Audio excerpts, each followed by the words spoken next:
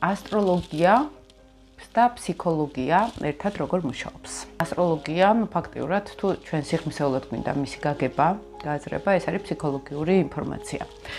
არის ფსიქოლოგია იმ მხრივ, რომ პირადი რუკა აჩვენებს ადამიანის ტრავმებს, ბავშვობას, აჩვენებს ცხოვრების მოვლენები, როგორ შეიძლება განვითარდეს და შესაბამისად ტრავმებიც მიიღოს, ან პირიქით რაღაცა დადებითიც მიიღოს. აჩვენებს იმასაც, როგორ შეიძლება რაღაც რთული სიტუაციებიდან გამოსავალი მოძებნოს საკუთარი რესურსებიდან. ჩვენ თუ ძალიან ესეც ღრმა ანალიზს ვაკეთებთ პირადი რუკის და ეს ხდება ხოლმე, როცა თქვა, ჩემთან მოდიან ხო პირად რუკაზე და გავდივართ ფაქტიურად ადამიანის უფრო ფსიქოლოგიური კუთხით ცხოვრებას, ხო?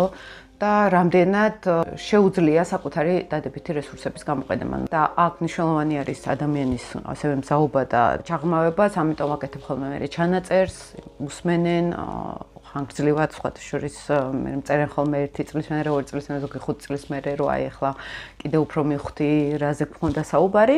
მნიშვნელოვანი არის ის მომენტი, გავიაზროთ, რომ პირადი რუკა ასევე აჩვენებს აი უკვე ეზოთერული კუთხით რომ შევხედოთ არა მხოლოდ ეხლა რა ხდება ჩვენს ეხლანდელ ინკარნაციაში, მოდი ეს ეზოთერული ტერმინები გამოვიყენოთ, არამედ რა ხდებოდა წარსულ ცხოვრებებში.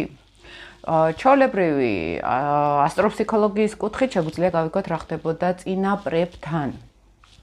ვის როგორი შეხედულებები აქვს, ვის როგორი გემონება აქვს, როგორი ფილოსოფია აქვს, იმის და მიხედვით შეუძლია განსაზღვროს, ხო, რომელი შეხედულებები არის მისთვის მისაღები. ყოველ შემთხვევაში, ყოველთვის აჩვენებს პირადი რუკაც ასევე კარმული ასპექტები წარსულს. იქნება ეს ოჯახური წარსული, იქნება ეს სულის წარსული, ინკარნაციული წარსული, ხომ? მანდ არის ერთი ძალიან მნიშვნელოვანი საკითხი, მეგობრებო, რამდენად შეიძლება კარმულად იმ ადამიანებს, რომელსაც აქვს სფერო ჩაბარებული, კარმულად რამდენად შეესაბამებათ ეს სფერო.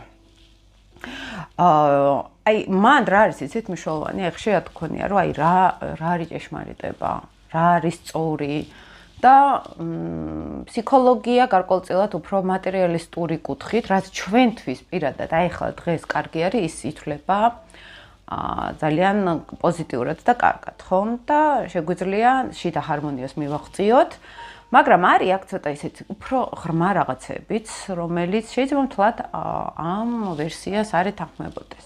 აი მე რო არ მქონოდა ეზოთერული ცოდნა, ძალიან ადვილად შეიძლებოდა ცოტა სხვა გზით წავსულიყავი, რომელიც ჩემთვის მაინც-მაინც ჩემი აზრით არ იქნებოდა სასურველი.